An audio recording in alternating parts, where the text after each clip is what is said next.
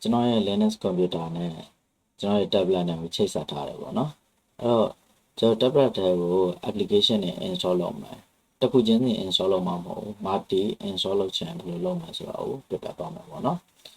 Linux သုံးတဲ့သူတွေကိုယ့်ရဲ့ Android ဖုန်းတွေ tablet တွေရှိရဆိုလို့ရှိရင်ကိုက application တွေကိုအခုဒီတိုင်း multi install လုပ်ထားလို့ရတယ်ကိုအများအားသုံးနေတဲ့ application တွေကိုကိုကစုထားလိုက်ပေါ့ဗျာပြီးတော့ရင်တစ်ခါတည်း install လုပ်လိုက်ရင်ရသွားလိုက်မှာပေါ့နော်အခုဒီမှာဆိုလို့ရှိရင်ကျွန်တော်ရဲ့ဒီtablet ထဲမှာ VLC ပေါ့နော် VLC ဆိုရဲmedia player လည်းမရှိသေးဘူးပေါ့နော်နောက်တစ်ခုကကျွန်တော်ဒီ software လည်းမရှိသေးဘူးပေါ့နော်အဲ့တော့ကျွန်တော်တို့ install လုပ်ကြည့်မယ်ပေါ့နော်ကျွန်တော်အခုလက်ရှိမှာ terminal ကိုဖွင့်ထားပါတယ်ကျွန်တော် install လုပ်မဲ့ package ကဒီထဲမှာရှိတယ်ကျွန်တော် APK ထဲမှာကျွန်တော် collect လုပ်ထားတယ်ဒီ package နှစ်ခုပေါ့နော်ကိုဒီနဲ့ VLC ကိုကျွန်တော် install လုပ်ပြပါမယ်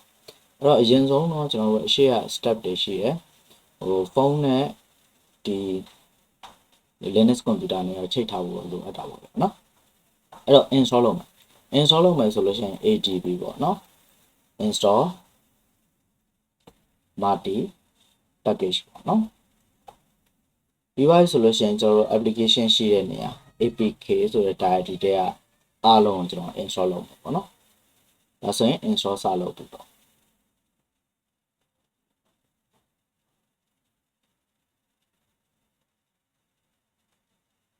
Okay ဒါဆိုဆက်ဆက်ဖြစ်သွားပြီပေါ့နော်အဲ့တော့ကျွန်တော် tablet မှာကျွန်တော် code ဆိုပြီးတော့ VLC ဆိုပြီးရှာကြည့်မယ် VLC ဒါဆိုရင် VLC ရောက်လာပြီနော်အဲ့တော့ code ဆိုတဲ့ package တော့ရှိလာ